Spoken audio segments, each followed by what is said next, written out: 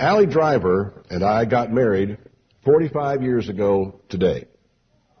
45 years ago. We met in algebra class in high school.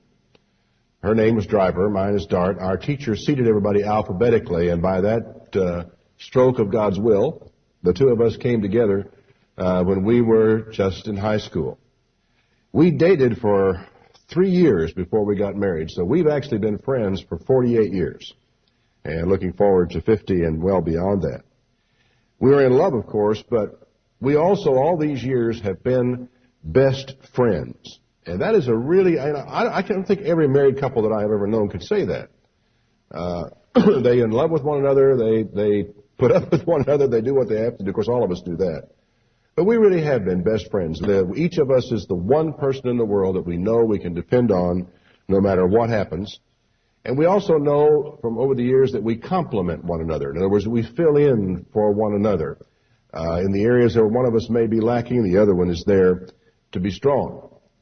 And I thought about that, and I thought, that there are few things that so demonstrate the genius of God as does a good marriage. Because He made man and He made woman to go together, to be with one another and to support one another. In Genesis, the 2nd chapter, in verse 18, we have this little vignette where the Lord God said, "It's not good that the man should be alone. I will make a help meet for him." I remember as a boy reading this particular passage of Scripture and thinking it was a little strange because the way it's written, you almost can come to a wrong conclusion. Let me show you what I mean. He said, it's not good that a man should be alone. I'll make a help meet for him. And out of the ground the Lord God formed every beast of the field, every fowl of the air, and He brought him to Adam to see what he would call them. And whatever Adam called every living creature, that was the name of it. And Adam gave names to all cattle, to the fowl of the air, and to every beast of the field. But for Adam there was not found a help meet for him. The image you get, certainly I did as a young person reading this, is that here God created man. He looked at man. He says, well, I don't think it's good for him to be alone here. Let's see, what shall we make for him? He starts making animals. He brings this animal up, and he says, what do you want to name it? And Adam names it. And he brings another one up, and Adam names it. But they can't find any of these animals that are really sufficient to be a help fit for God, like a trial and error type of thing, which, of course, I really don't think was what was happening here at all. And you take a little different look at it, it's easy to see that this was just a part of the process that was going on. But it was not that God ever expected to find a help for Adam among the animals. They were not sufficient to that. And the Lord God caused a deep sleep to fall upon Adam, and he slept. And He took one of his ribs and closed up the flesh instead thereof. And the rib which the Lord God had taken from man made He a woman, and He brought her to the man. The symbolism of this is really striking, because when you think of what God might have done, if you have an inquiring mind, you're going to say, well, why didn't God just make them both at the same time? Why didn't He just make 2 mounds of dirt here and let both of them, one of them be male and one of them be female, and bring them up that way? Why the taking of a rib out of Adam and the making of a wife from that? Well, it does a couple of things. And I think one of the most important aspects of it is it shows how close the woman is to the man. She is really not a separate creature. She is not one that was made over here alongside of. She was one that was made out of. And Paul in the New Testament even seems to have the opinion that since every man in history would come from a woman, that it was necessary that the first woman come from man to kind of balance things out. But the implications of it certainly, I think, are that right out of the man's rib is where the woman comes from, that close. Therefore shall a man leave his father and mother, and shall cleave to his wife, and they shall be one flesh. And they were both naked, the man and his wife, and were not ashamed. Now, as you read that passage, and you read especially this last sentence in here, you sort of wonder about that as to the whys and the wherefores of it, why it was remarkable that they were naked, since there were only 2 of them anyway, why it is remarkable that they were not ashamed. If they were man and wife, if they were together, one would have thought there would be no reason for them to be ashamed. It's hard to say for sure, but I think you can conclude in reading the statement as it is put here, for a reader in days to come. That for the reader in days to come, it says this, that it was God's intent that his man and his woman be intimate with one another, and that there be no shame involved in that intimacy. There is something about the closeness of a man and a woman who are completely intimate with one another that creates a relationship that otherwise is simply not going to exist. No animal, no creature that God ever made can have a relationship with God like another person can, because they don't have the mind. Animals do not really have that much in the way of free will. I mean, they can make a decision to eat now or eat later. They can make a decision to sleep now or bark. They make that level of decisions at that level. But animals don't function at the mental level of man. And two individuals, human beings, who can function at the same level can have relationships at different levels, but the only way that a truly intimate relationship can be established is in that physical intimacy that breaks down every barrier between a man and a woman. And that seems to be apparently what God had in mind in this. He left them there in the garden naked, and there was no shame in the fact that they were naked. And one gets the impression that he expected certain very natural things to follow from that circumstance. But there's a lot more to this than intimacy in the genius of marriage, the genius of a good marriage, of God putting a good man and a good woman together and keeping them together for all their lives. In Ecclesiastes chapter 4, there's a passage where Solomon writes about this, because I think that Solomon came to understand. He never really experienced a good marriage, but I think he came to understand the underlying principles of it because he had this gift of wisdom from God more than any man who had ever lived, and consequently was able to tell us things. And some of the things that Solomon tells us, he tells us from having experienced the opposite. In other words, it's not as though he himself is a good example. He is a good example of what happens when you don't do things God's way. He said, I returned and I saw vanity under the sun. There is one alone, and there is not a second.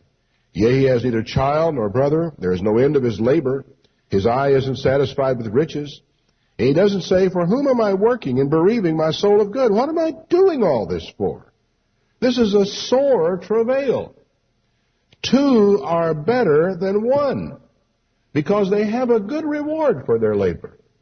Now, this is fascinating as he begins to develop this thing here, because you're thinking back in a world when he wrote this where women kept at home and men were the ones that worked in the field. At least that's the impression you might have. But the truth is, if anybody who's ever been on a farm before knows, farmers' wives work just as hard as farmers do. And the work that is done by both of them is very important. And the truth is that with all the work of the washing, the mending, and the taking care of the home and the house and the children, with the additional work that a farmer's wife does in growing food for the family in the garden patch, a part of the place, of helping a husband out in the field in the hard days of work, of being with him side by side in the lifting and the pulling and the straining and all of farm work, two can accomplish things that one simply cannot accomplish. In fact, two can accomplish more together than two can accomplish separately. It's called synergy. The whole is more than the sum of its parts. And I can honestly say that looking back over our marriage over the years that we've been together, we are absolutely far more than the sum of our parts. And the things that the two of us have been able to accomplish together that we never could have done if the two of us had been working separately in our own ways and our own times. It's just a matter of people picking up for one another and helping one another. And Solomon saw that. He said, this is clear. He said, if they fall, one will lift up his fellow. But woe to him that is alone when he falls, for he has not another to help him. Again, if two lie together, they can be warm. But how can one be warm alone? If one prevails against him, two shall withstand him. And a threefold cord is not easily broken. I think we understand that principle. But I think the time that this all really came home to me regarding marriage was when Allie had major surgery back in, I think it was 1977. She had a growth on her thyroid, and as a consequence, and of course she'd never ever had, I don't think, any kind of surgery, major or minor or anything else before that period of time. And the prospect of having to go to the hospital and having half her thyroid removed was rather daunting, to say the very least. And it was my job to be supportive through that whole thing. But we understood this. I'd had my major surgery back in 1955 for a diaphragmatic hernia repair, which is pretty dramatic. You know, they open up your chest and spread your ribs and collapse a lung and do all kinds of nasty things to you. And the recovery is long and painful. And she was there for me, that whole thing. You know, she would visit me in the hospital, bring things to me. She worried about me, cried when she saw me lying there with tubes coming out of every particular direction in my body. But she was there for me. But it did not register on me as much what it meant until I was there for her. To see her helpless and hurting touched me as few things ever have. I wanted more than anything else to ease her pain and to make her comfortable and to do something. And I came to realize how important it is not to be alone when you go in the hospital.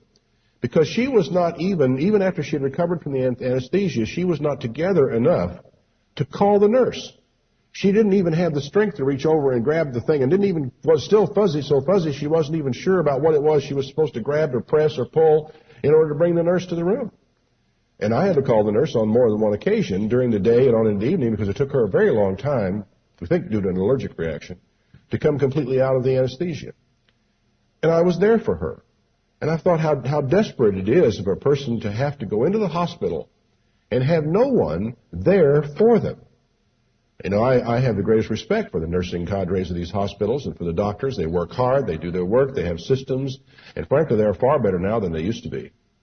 The progress has been made not only in medical science, but in patient care and caring for patients and caring about patients have improved enormously over the years, certainly over what it was when I was in the Naval Hospital, I can tell you for sure. Of course, there at least you had a guy in a bed next to you who could call somebody if you were too weak. But it was something to realize that a person who is in the hospital, even with the best of intentions and care and everything else on the part of the nursing station, really needs somebody in the room the whole time during those first desperate hours after you come out of anesthesia, when a lot still hangs in the balance on certain kinds of major surgery. I stayed with her that afternoon and on into that evening, and I think it was well into the morning hours before she really got herself together enough to say, "What are you still doing here for? You need to go home and get some sleep." And when she was that far along, I was able to go do it. But what it was about that struck me was the underlining. I knew the principle. I read the Bible. I could have cited the Scripture for you. But that was where it was written in my heart that it is better, two are better than one. Because if one falls, the other can help them up. And down through the years, apart from our major hospitalizations, there have been other times when one or the other of us gets sick or is in the hospital for a minor thing or whatever it is it may be. And the fact that you know that the other person is there, you know that other person is dependable, you know you can count on that other person come hell or high water to be there for you, means more than anything I can tell you. I know that many of you know that already and have experienced it yourself. I say some of this, although, for the benefit of you younger people, because that's one of the things that marriage is about. Marriage is about love and flowers and weddings and all this good stuff and all the romance that's involved in it. But marriage is also about being there for the other person when the other person is sick. Being there when the other person is discouraged and downhearted and weepy and things have gone wrong, or being there for them when they have lost a member of their family whom they love dearly. You know, because all of us go through these patterns. Our mother dies, our father dies. And having someone to be there for you, someone to lean on, someone to encourage you is more important than I think any of you young people yet will realize. Although many of you who have already been through it know exactly what I'm talking about and understand why I would say that I have. I would say what I have. The fact that we have been there for each other over all these years is an enormous blessing. And I think also that in 45 years, we have made, in 48 actually, considering the dating time, we have made an enormous investment in one another. Here is a person who knows me better than any human being alive on the face of this planet. I have no family member who knows me like the one I go to bed with every night and I wake up with every morning. No one in this world knows me like my wife. I feel sorry for Solomon because even though he is able to describe what I have, he never had it. He never experienced it and never knew what it was like. He did not have one woman with whom he was intimate and whom he loved above all others. Because, you see, you can't be intimate with, you can't really be intimate with 2 or 3 or 4 or 5 women. You can kind of do an intimate act, or you can kind of have a kind of intimacy. But sex, or having sex with a dozen people is one thing. Being intimate with a person is another thing altogether, where you actually come to know the deepest secrets and the deepest heartfelt needs and desires and the inner workings of the person, and where you come to know and to read one another like ESP almost, to where sometimes words do not even need to be spoken for you to understand what the person is going to say. And how often you can predict what's about to be said before it's ever said. How often you can almost hand the salt before the salt is asked for, to use an illustration, a very mundane illustration. Solomon never had that. Solomon had 700 wives and 300 concubines. 1,000 women.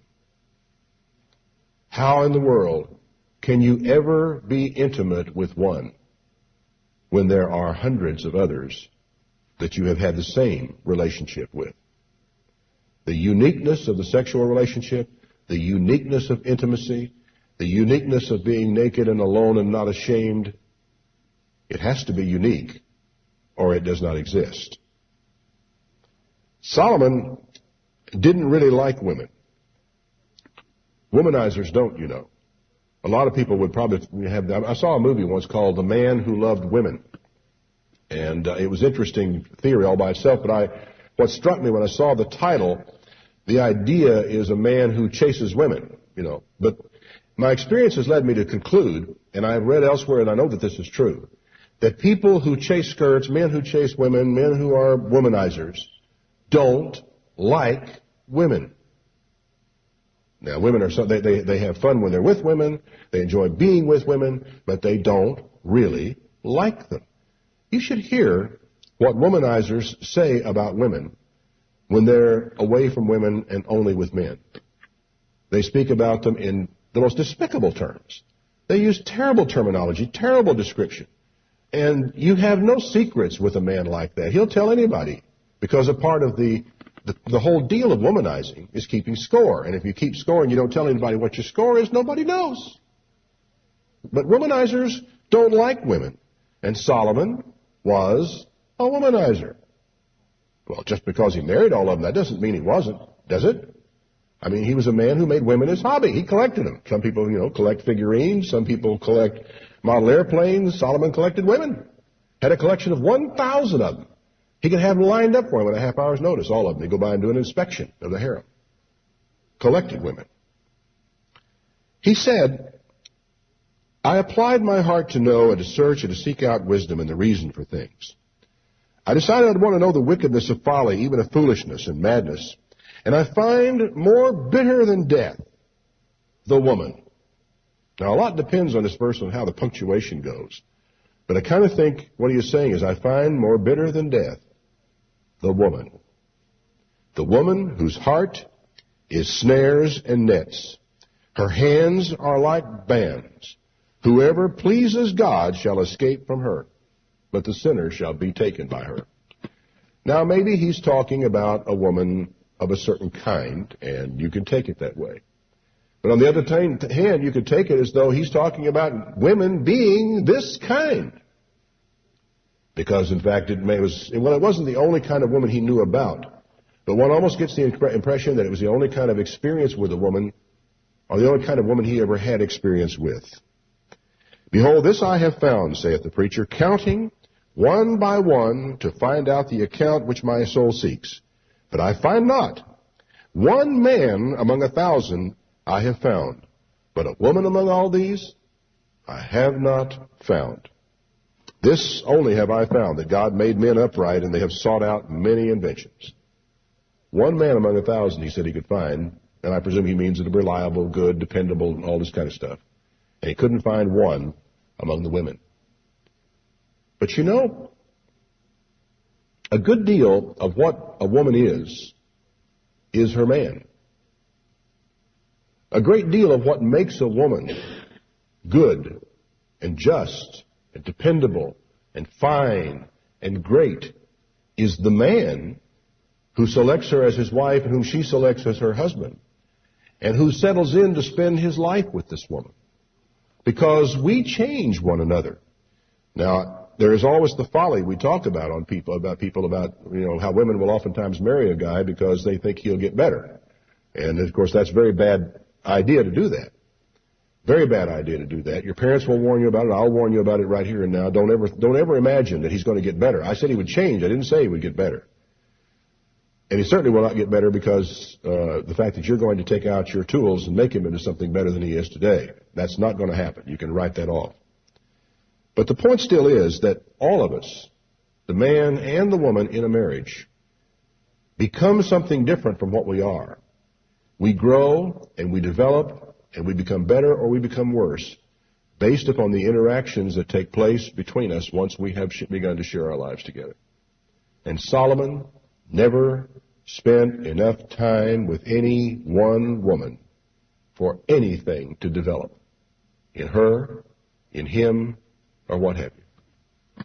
And he's the kind of man that had he been able to spend the time, to take the time, to hold himself back and to find the right one woman, marry her and stay with her for his life, would have created in the two of them an incredible combination because of the kind of man that Solomon was. But with all of his wisdom, he still couldn't control his libido because he had to have yet another woman. In all of that, though, Solomon did understand the value of a woman. He really did. Because he said in Proverbs 18:22, whoever finds a wife finds a good thing and obtains favor of the Lord. And later in earlier in Proverbs 5 and verse 14, he said, I was in almost all evil in the congregation of the assembly, and I'd made a serious mistake. And then he says, drink waters out of your own cistern and running waters out of your own well. Now let me pause for a moment. Solomon has had a lot to say about the wicked woman, the streetwalker, the prostitute looking out the window of her house, or the married adulteress who's trying to snare some young fool wandering down the street. And he has a lot to say. In fact, he goes on and on and on through about the first 9 chapters of Proverbs. He can't get away from the idea of the non-virtuous woman, to put it this way. This is what I'm saying about Solomon was a man who did not like women, did not trust women, was uncomfortable about women because of a lot of very bad experiences that he had with women, which were, as much as anything else, his own fault, strange as that may seem. But he didn't like them. But he did understand this point. And he says to his son, drink waters out of your own cistern, running waters out of your own well. Don't let your fountains be dispersed abroad in rivers of waters in the street. Let them be only your own and not a stranger's with you. Whereas don't share yourself or your wife with other people, he says.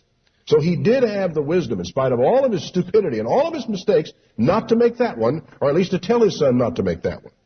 He said, let your fountain be blessed and rejoice with the wife of your youth. Let her be as the loving hind and pleasant roe. Let her breast satisfy you at all times, and be you ravished always with her love. And why will you, my son, be ravished with a strange woman, and embrace the bosom of a stranger? For the ways of man are before the eyes of the Lord. He ponders all his goings. His own iniquity shall take the wicked himself. He shall be held with the cords of his sin. He shall die without instruction. In the greatness of his folly shall he go astray. Now, I think men make a lot of mistakes in our lives, don't we, fellas? That we really would prefer our children not make. That's what you're seeing with Solomon. Solomon, who has come to understand, who has come to understand the tremendous danger of becoming involved with the wrong woman, the tremendous danger of being involved with a lot of women, and the disastrous effects it will have on a young man's life. And what he is telling you is, don't let your fountains be dispersed abroad in the streets. Don't go with every woman there is. Hang on. Take time. Find one. Invest yourself. And when you're going to make one single investment with the rest of your life with one person, it's critical that you take the time to know who that one person is. We got married rather young. And there were those who thought that we might have our problems as a result of having gotten married young, because the truth is, Allie and I had a very stormy courtship. It was on again, off again. We'd make up and break up. Making up was a lot of fun. It was almost worth breaking up just to have the fun of making up again, but we used to joke about that. And people thought, well, they're not going to, you know, somebody I think said it gave our marriage maybe 9 months or something like that. Well, it's been 45 years, and they sort of missed their mark by quite a little bit. But someone else pointed out the difference and the reason why the person who gave us 9 months was wrong. It had nothing to do with the storminess of the period of time that we dated with one another. It was the fact that it was 3 years that we dated with one another. And by the time we got married, both of us knew precisely what we were doing. I'm often amused, and Allie is the same way, about these people who they're portrayed in movies oftentimes as being scared and nervous and jittery on their wedding day and aren't really sure they need to go through with this, and somebody has to talk them into finishing up and going on with the wedding and all that type of thing. And she told me, she said, you know, I never have been as certain in my life of anything as I was when I walked down that aisle to get married to you. And I felt exactly the same way. Neither one of us had a moment of nervousness. Neither one of us had a moment of a twinge, because we both knew that we wanted to spend the rest of our lives together. And we knew what we were getting, because we've been fighting for 3 years. And if you get it all out of your system before you get married, and you know what you're doing, and you still want to get married, you got a real good chance. But you know what the big deal is? It's time. It's the length of time you take to get to know one another. You can be lucky. You can marry somebody on the spur of the moment. You can marry somebody you haven't known very long, and the marriage lasts for 50 years. But the odds are against you. And it is just luck. But when you take the time, the odds shift dramatically. Because I think there is something down inside of all of us. I think there's a subconscious thing that gives us little warnings from time to time about things when they're right and when they're wrong. And as long as you're still getting those warnings, you don't need to become intimate with that person. Maybe in time, it will stop. Maybe in time you will understand. Maybe in time you will grow. Maybe in time he will grow. Maybe in time you can make a beautiful, marvelous, lifelong marriage together. But as long as the worries and the frets and the insecurities and the little warning bells which God put inside of us for a reason are still going off, keep the guy or the girl at arm's length. Very important thing, I think, for us to understand. He said in Proverbs 12, verse 4, a virtuous woman is a crown to her husband, but she that makes ashamed is as rottenness in the bones. And all that stuff takes place when we make that initial decision. Make that initial decision. If we get married to someone who is not right for us, we're going to wind up with that other person being like rottenness in the bones. If that person is right for us, we're going to have our rocky roads, we're going to have our ups and our downs, but all the downs will be times of strong growth as we grow together, understand together, and become stronger and better people. And Solomon later, in chapter 31 of Proverbs, in verse 10 says this about the virtuous woman. Who can find a virtuous woman, for her price is far above rubies? Now, he had run through 1,000 women and had not found one. So you can understand his reference. Who can find one? You know, her price has got to be far above rubies because there must not be very many of them out there. But what is probably true about Solomon and that he did not understand is that among that 1,000 women that were in his harem, there were probably all kinds of women who could have been virtuous women. Never had the support. Never had each one of them her own man to be a strength, to be a pillar, to be an advisor, a counselor, a lover, a helper, an encourager, because we don't do it by ourselves. And I don't believe a woman becomes the virtuous woman of Proverbs 31 by herself. Don't think that happens. Because, you know, when it speaks of her, it speaks of her with a husband. Her price is far above rubies. The heart of her husband does safely trust in her, so that he shall have no need of spoil. Trust. I will tell you this right now, and I'll come back to it again. There is absolutely no ingredient in marriage more important than trust. It needs to be cherished, taken care of, nourished, protected, fought for. Trust is critical. The ability to actually say, no, I know precisely what my man is going to do. I know what he will say. I know whether he did this or whether he did not because I know his character. And oftentimes a woman doesn't even need to ask her husband is an accusation against him true because she knows it is not. She will do him good and not evil all the days of her life. She seeks wool and flax and works willingly with her hands. She's like the merchant ship. She brings her food from afar. She's the kind of gal that, doesn't just buy the closest thing at whatever price it's at. She's a shopper. She makes it around to the markets. And if this market's crooked, she goes to another market over there, which is not so crooked. She knows her way. She rises while it is yet night, gets up in the dark, and gives food to her household and a portion to her maidens. She considers a field and buys it. She didn't get a field and mention it to her husband. She considered a field and bought it. With the fruit of her hands, she plants a vineyard. You know what this woman is doing? She's running a little business on the side. She makes clothes. She plants a vineyard. She makes wine. And she probably sells it. She girds her loins with strength, strengthens her arms. She perceives that her merchandise is good. You know what merchandise is? That's stuff we put on the market. So she's making clothes, she's growing food, she's making wine, and she sells it. Her candle doesn't go out by night. What that basically means is that when she makes a candle, it's a good one, doesn't go out on you. I don't think it necessarily means that she works all night. She lays her hands to the spindle, her hands hold the distaff. She stretches out her hand to the poor. She reaches forth her hands to the needy, the generous and a kind person. She's not afraid of the snow for her household, for all her household are clothed in scarlet. She makes herself coverings of tapestry. Her clothing is silk and purple. Now, the implication of this is that this woman is tremendously successful. Purple was the most expensive dye of the time. And very, very few people would have had the money to have a garment of silk, especially silk dyed purple. Her husband is known in the gates when he sits among the elders of the land. She makes fine linen and sells it, and delivers girdles to the merchant.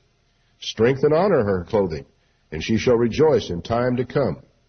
It presents us here in the economic structure of the household of a two-person team. The woman at home, the man in the field, and yet at the same time, both of them working toward the economic success of the family. She opens her mouth with wisdom, and her tongue is the law of kindness. She looks well to the ways of her household, and does not eat the bread of idleness. Her children rise up and call her blessed, her husband also, and he praises her. Many daughters have done virtuously, but you excel them all. Favor is deceitful. Beauty is vain. But a woman that fears the Lord, she shall be praised. Give her the fruit of her hands, and let her own works praise her in the gates. In the gates is kind of in that culture a synonym for saying publicly. Her husband will be honored in the gates. That means publicly. That her name will be known publicly because of the kind of woman she is, because of the hard work she does, and because of the quality of the work, the goods, and so forth that she produces. Now, all these words come from Solomon, a man whose wives and concubines probably did very little work of any kind. I mean, after all, you're the wife of a king. You don't have to work. You've got servants, servants of your own. They get to do the work. You don't have to do it. Then there is Paul in Ephesians 5:22. It's a sermon, a scripture we often read in marriages. There's something, though, that I want you to understand about this passage before I read it to you. This is something that each, the husband and the wife, should strive for in a marriage. But I think we also understand that this is a two-way deal. You cannot demand the one thing from the other unless you are prepared to do your side of things yourself. In other words, it's not a one-way deal. You can't make demands of the other when you're not fulfilling your side of this thing. Well, Paul said, wives, submit yourselves to your own husbands as unto the Lord. For the husband is the head of the wife, even as Christ is the head of the church, and he is the Savior of the body. Therefore, as the church is subject unto Christ, so let the wives be unto their own husbands in everything. And what Paul talks about here is a simple understanding that in any kind of a team situation, one person leads and the other follows.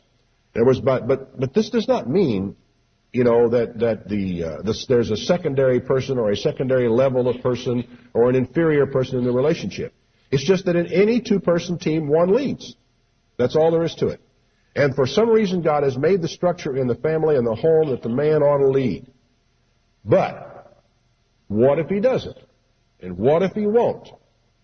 Well, some men have been lucky, who are not leaders and won't lead, have been lucky enough to find wives who can lead and have led the family and have led the family successfully.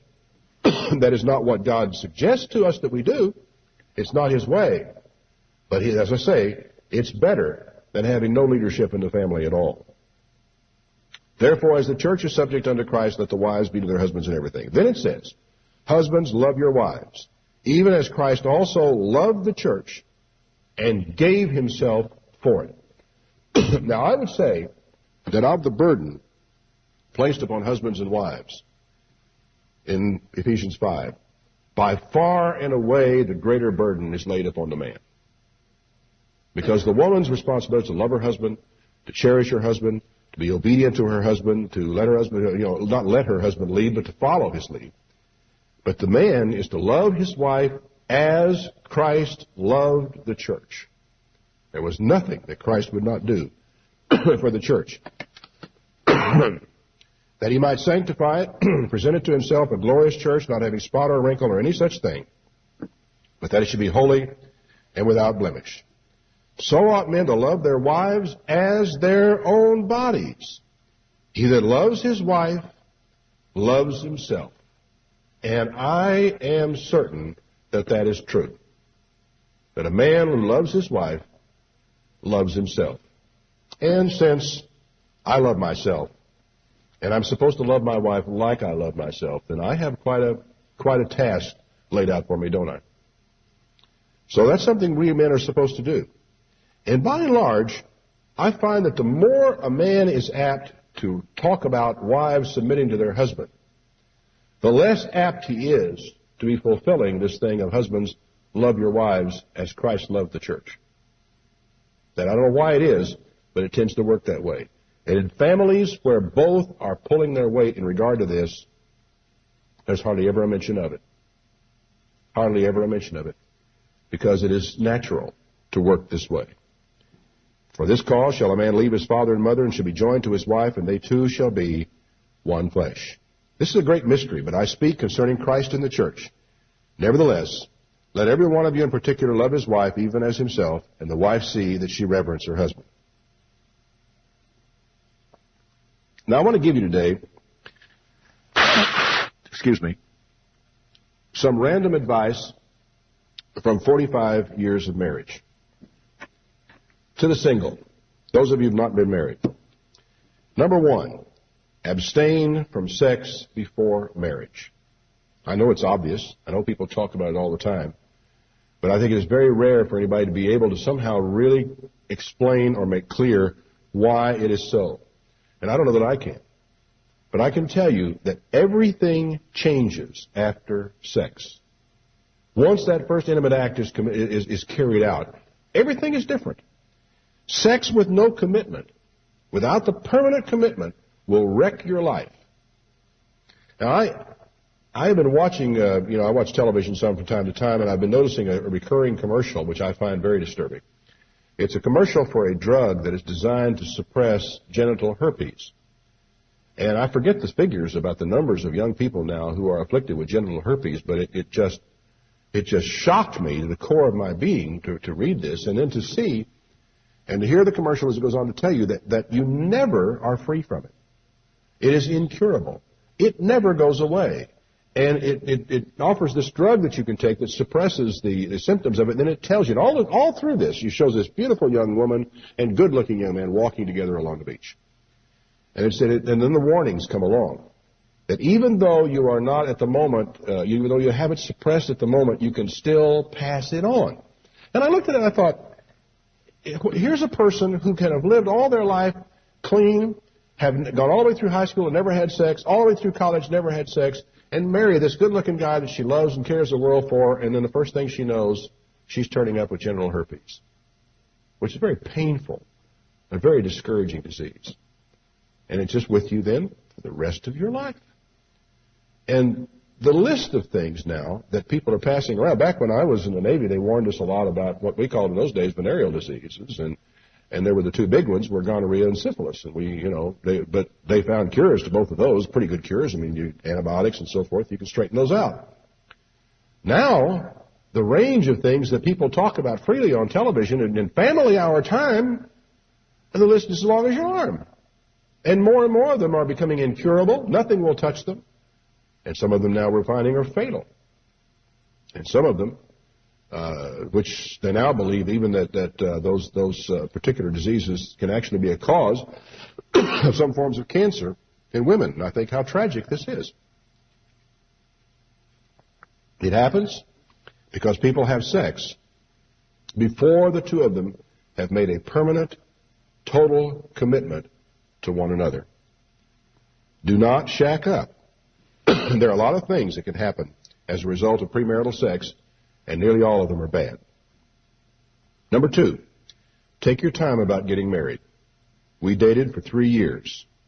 And it's not so much how old you are when you get married, it's how well you know one another, because there is something down inside of us that will see and will sense and will respond intuitively to something that is wrong in the other person if we will take the time to recognize the difference between a minor foible over here that a guy may grow out of and a serious character flaw. Number 3, have a real wedding with family and friends around. Before that relationship ever takes place. First I said a formal wedding, and people will think I mean tuxedos and all that kind of stuff. That's not what I mean. I mean a real wedding with a minister in a church, if possible, with family and friends around, and make those promises that you make public. Number 4, commit before God to stick it out and not get a divorce. Now that means that you have got to be especially careful going in, doesn't it? And if you've ever listened to my wedding ceremony, that thing is really permanent. That you take this vow till death do you part. Number 5, girls, stay away from angry, violent men. A lot of times, an angry man is exciting. A lot of times, an outlaw is exciting. But eventually, they're likely to kill you. Stay away from angry, violent men. Break off with them after the first angry outburst without ever looking back. A man like that can not only get you killed somewhere down the line, he could get your children killed as well. And the studies that have now been done about men who are that way and have those inclinations they don't change. And I don't know what the hypnotic effect is that they have on some women, but there are some women who seem to be unable, once they have gotten involved with a man like that, they seem to be unable to make the break. I would say to any of you young ladies who are listening to my voice out there, that if you ever find yourself in that circumstance, get help. Go to your brother, go to your dad, go to somebody, go to your minister, go to some woman whom you trust. Get help, because you need to break away from a man like that. If a man ever hits you, if he even threatens to hit you, get away from him and don't look back.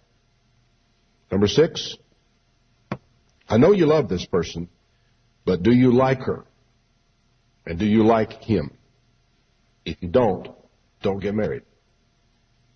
I love my dog. I know all kinds of people. I know men that I love. I know I've had men in my lifetime that I have loved that I didn't really like very well because of their character and their attitude, but I loved them because of time we had spent together and things that we had done together, and I would be willing. I'd go down and bail them out of jail if I had to. That's an act of love. But I don't like what they do. I don't like the way they live their life. And women need to make the distinction between the fact that you can love a stray dog, but you shouldn't marry one. And there's some stray men that you can love and care a lot about, but you can't afford to marry one. They will ruin your life. Number 7, if you're not sure about getting married, don't. Just don't. Neither of us had the least doubt when we got married. If you have doubts, it is never too late to break it off before the marriage. I don't care if you're just taking your dad's arm to walk down the aisle. Better to give back all the wedding presents. Better to throw the party afterwards just as a party instead of a wedding reception. Better to cry and shed some tears and fall, weep on the shoulders of your bridesmaids than to spend the rest of your life with a man who's going to hurt you. To married couples, Number one, cultivate the art of negotiation. I have had to use this an awful lot in my lifetime, but there's this beautiful little expression that I think that most people are afraid of, and they're afraid of it from both sides. The expression is this, the statement is this, question: what would it take to make you happy? Now, we don't want to ask it, because if the person tells us, we feel an obligation to do it. And if we're asked the question, we're almost afraid to tell the person, because then we got to be happy. And that may be the harder side of the thing. But my point is simply this, that a lot of times when we get involved in arguments and disagreements in a marriage, each of us is going back and forth trying to make ourselves happy, and instead of stopping for a moment and saying, wait a minute, what does he really want from me at this point? What does she really want me to do? And the best way to find out, dear, what would it take to make you happy on this? I really want you to be happy. What do you want me to do? Men are not likely to say that to their wives, because she's liable to say, put your clothes up. Every evening when you come home, put your clothes up. Then who knows what she may ask you to do. Maybe some terrible thing like that. And so we tend to be afraid of it. But the truth is, it's just simple negotiation. If your wife asks you to do something that you really can't do, or don't have confidence you can do, or don't want to do, you just say, when you say, well, what would it take to make you happy? And she says, I expect you to do this. You say, well, I'm sorry, I can't do that. How can we work our way around this? I do think it's important, frankly, for married couples to understand that it's okay to negotiate. It's okay to say, okay, I'll do that, but you got to do this. Or, what do you want? Okay, that's what you want. Well, okay, I'll do that if you'll do this. Just simple art of negotiation. Number two, don't make very many promises. And don't make any that you can't keep. And once you've made them, keep them. And number three, and this may be the most important thing I can tell any of you, married, single, you name it, tell the truth. Never lie to one another. Truth is the basis of trust. And without trust, you don't have anything. And I'm haunted by the image of our president standing before us and wagging his finger in our face and saying, I never had sexual relationships with that woman. He better be telling the truth. He better be telling the truth. Because once that trust is broken, the chances are, if you ever get it back, it will be a very long time, and there's a very good chance you'll never get it back at all. Because I think that, in the military, there's a code of honor. And for an officer to lie to another officer, to lie to his commanding officer to protect his own backside, is a bigger breach than just about anything you can do in the military. You've got to be able to trust one another when you're going into battle. You've got to be able to believe the men that you work with. You've got to be able to trust their honor and their integrity. Because if you don't, they can get you killed. And so it is with a husband and wife. You have got to be able to always know when your wife or your husband look you in the eye and say, I didn't do that you can take it to the bank. You can rely on that. And you must never, ever let that get away from you. It's more precious than rubies or anything else. It may be painful to tell the truth, but I want to tell you something. The pain of telling the truth today is nothing compared to the total pain your life will have if you don't. Tell the truth, get it over with, and get on with living. Don't lie. Because the willingness and the ability to know that I know you're telling me the truth because you say so is tremendously valuable. Number 4, there may be a time to say nothing, but only if saying nothing does not constitute a lie. There are times when you say nothing that you are in effect lying to the other person because you should speak in that circumstance, and they have a right to expect you to speak. And if you don't, you've lied. Number 5, learn the value of being together in silence. Because there is something that passes between men and women in silence that I think is very precious and very important, but you'll never know about it. Some people feel that they're not together unless they're talking. And yet some people who have been together for a very long time learn to read one another without words. But they don't learn it if they're never quiet. Number 6, do not expect your partner to read your mind. If you want something, say so. Now, I want to explain to you this just from a little personal experience. There is a great danger in a marriage that you will wind up doing things that neither of you really wanted to do, because each of you is trying to please the other one. Any of you married couples ever do that? Really wound up doing something neither of you really cared or flipped about doing, but you did it because you thought the other person wanted to do it. And you don't say, well, dear, do you really want to do this? Because your partner will say, oh, well, then you don't want to do it. And we'll say, oh, well, because you don't want to do it, then we won't do it. And there's this funny little game that we play with one another. And all of us do it as married couples. What would you like to go to a movie tonight? If you want to. Well, if I don't want to go to the movie, then we don't want it. Is that what you're saying? And you play these little round and round games about, well, what do you want and what do you don't want? And do you like this or do you don't like this? How easy it would be if we would just say, I really don't care to, but I'll go if you'd like to. We're on good, honest, level ground, aren't we? Now we know. I know that you're willing, because you love me, to go to the movie with me and see this wretched thing. But that you really would rather not go. And so, we're honest. We figured out many years ago that Allie does not care a flip for science fiction movies. And I like science fiction movies. And so I have to kind of, figure out times and circumstances and ways so that I can go see a science fiction movie while she's got something else to do. But we understand each other in that, because somewhere back down the line she told me she doesn't like them. She didn't keep pretending that she did. She just said, well, I don't care for them. And I think I could have figured that out before she told me if I'd been paying attention, but nevertheless, we all learn our lessons. My point is just simply this, that being honest with one another means saying, I don't really enjoy that very much, but I'll tell you what I'll do. I'll go and enjoy it with you, and I'll enjoy it because you're there. Let's do it. Now, let's see, we keep playing the games. And another thing, you may miss doing something you both will like, because neither one of you will say, let's do it. And we keep playing if you want to. Well, if it's all right with me, if it's all right with you, in these little I guess we're love games, because we want to please the other person.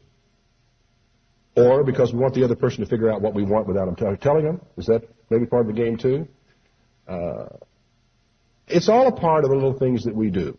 Well, in 45 years, Allie and I figured out most of that stuff, and we still play the little word games from time to time, but at least both of us know what's going on, and we understand what we're doing. But don't expect your partner to read your mind. If you want something, say so. 7, never allow your partner to forget an anniversary. I hear some chuckling going on out here, because the way I worded that very carefully, didn't I? I didn't say never forget an anniversary. I said never allow your partner to forget an anniversary.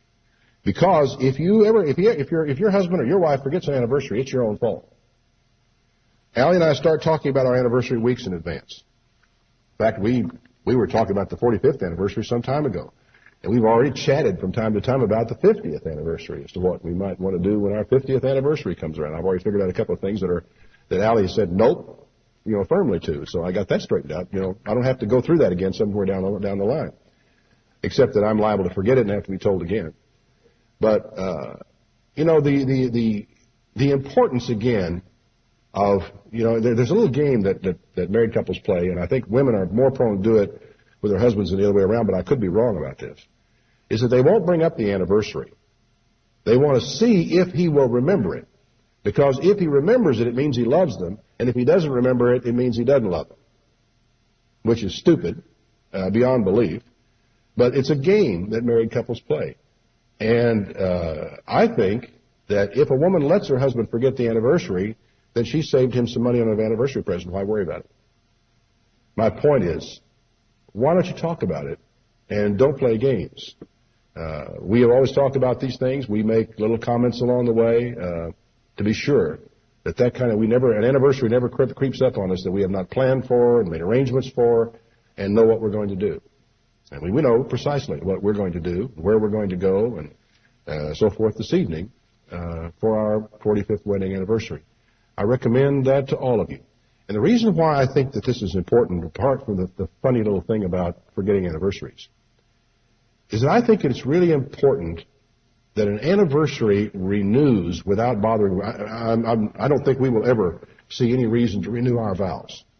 I mean, we made good, solid vows to start with, and they are there, and they dominate our lives to this day. But I do think we renew our appreciation for our marriage and for each other and for what we have accomplished together by the celebration every year of the day in which the two of us committed our lives to one another. And to those of you who are single listening to me, I hope the day will come when you're celebrating your 45th and 50th wedding anniversary, where you have committed your life to one person and have been with that one person through all those years, through all the pain and through all the glory and the success and the failure and the learning, and have become strong and healthy people through the marriage relationship, and become the kind of people that you never could have become by yourself. God bless all your marriages.